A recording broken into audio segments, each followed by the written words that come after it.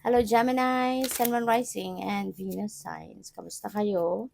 Sana po nasa mabuti kayong kalagayan. Welcome back po sa Star Tarot. At kung bago kayo rito, welcome din po kayo. Please subscribe, like, share my videos, and leave me a comment kung nakaresonate po kayo. Thank you. So, tingnan natin kung ano ang mga ganap for Gemini. We have the Knight of Cups. Ayan, may bulaklak. May offer. So, pwedeng merong manliligaw sa inyo dito, Gemini. Baka kayo yung liligawan or baka kayo yung manliligaw. No? So, good luck sa'yo. Merong aakyat. Paakyat talaga siya ng puno. So, maaaring meron talagang aakyat ng ligaw sa inyo or ikaw yung aakyat ng ligaw. So, yun, exciting, no? Exciting ito. Lalo-lalo na doon sa mga singles sa inyo. Kasi, baka ito yung ano ninyo, ito yung time, 'di ba? Na kayo ay magpaparamdam na ng inyong romantic interest sa kung sino man. Maaring matagal nyo nang gusto, matagal nyo nang gustong ligawan, something like that, no? So, what else? We have the King of Cups. Ayan. So, maaari na you are going to embody the energy of the King of Cups sa ngayon. At si King of Cups, this is someone na pwedeng emotionally matured and balanced ito, taong ito. Kaya magaling siya na super matured siya, no? Magaling siya mag-advise, magaling siyang makinig, no? He is also a very good and compassionate listener. Kung merong mga problema ang ibang tao, pwedeng ikaw yung lapitin, ano? Kasi nakikinig ka, very attentive ka. At yun nga, siguro, ramdam, no, ng mga nakakausap mo, yung, alam mo yun, yung support mo sa kanila. Ano din, very wise, no? Si King of Cups, very wise, very friendly, 'di ba? Highly intuitive and sensitive, very very empathic din siya. So maaring magiging ganun kayo sa ngayon, no, Gemini. Maaring 'yun ang mararamdaman ninyo sa ngayon. So good for you. At saka pupuwede rin na ang iba sa inyo baka kayo ay kailangan ng advice sa ngayon, 'di ba? Baka kayo naman din yung merong lalapitan, no, na isang katulad ni King of Cups para humingi kayo ng advice, no? So pwedeng ganun din ang ganap diyan. So we also have the Ace of Swords. Ayan. So si Ace of Swords naman, this is a new beginning energy. All right? So Ace of Swords is a new beginning energy and merong bagong ano dito. Pero pwedeng bagong idea ito, pero pwedeng bagong plano that will arise, no? Or baka ang iba sa inyo merong tawag dito, meron kayong mga guidance, no? Pupuwedeng divine guidance na makakamit ay mare-receive sa ngayon. So, maganda, no, if you are definitely going to listen to your intuition kasi kadalasan diyan pumapasok, 'di ba, yung gabay ng divine universe.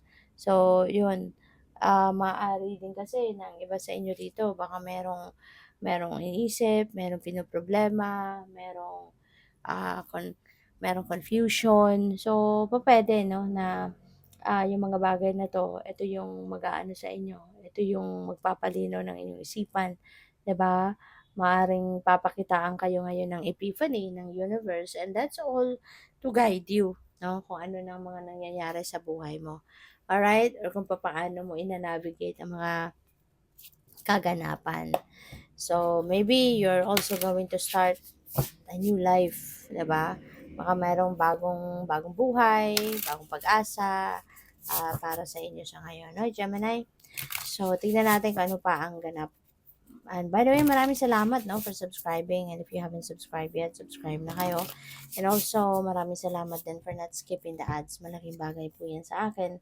And also, please click the join button sa baba ng video kung gusto po ninyo na mag-join kayo sa membership. Salamat po. Fall in love with your own story, Gemini. Okay?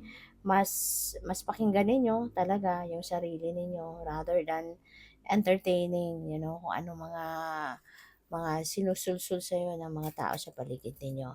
So, it's always better to focus on yourself, 'di ba? Pakinggan mo kung ano yung sinasabi sa'yo ng puso mo, ng soul mo, yun ang mas pakinggan mo, yun ang mas panigan mo, 'di ba? Kasi ikaw yung mas nakakakilala sa sarili mo rather than other people, 'di ba?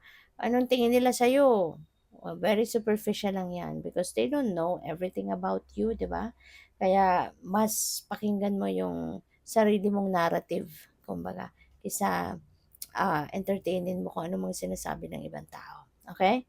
So, your past supports your future, that's very true, 'di ba?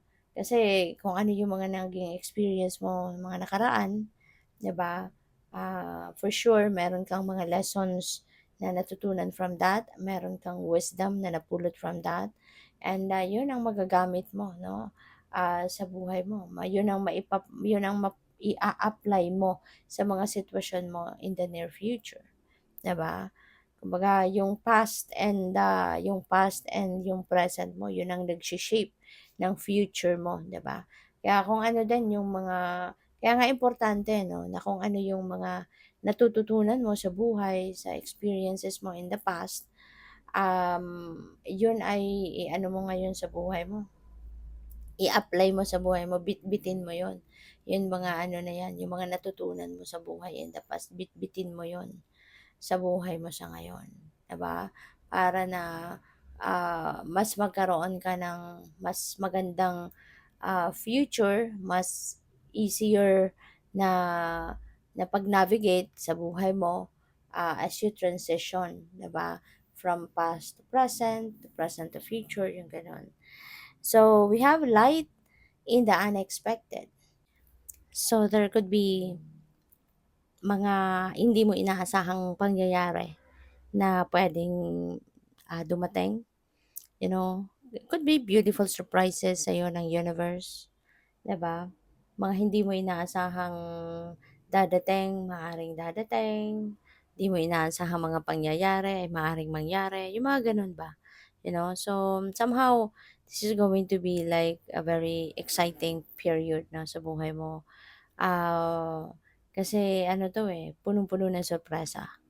Okay, punong-puno ng sorpresa at maaari 'no, na yung mga sorpresang ito sa'yo ng divine, maaaring ito yung pupuwedeng magpapamulat sa'yo sa katotohanan or pupuwedeng ito yung magpapa-excite sa'yo, 'di ba? So, there could be mixed emotions na puwede mong maramdaman, sa mga sorpresang ito. So, good luck.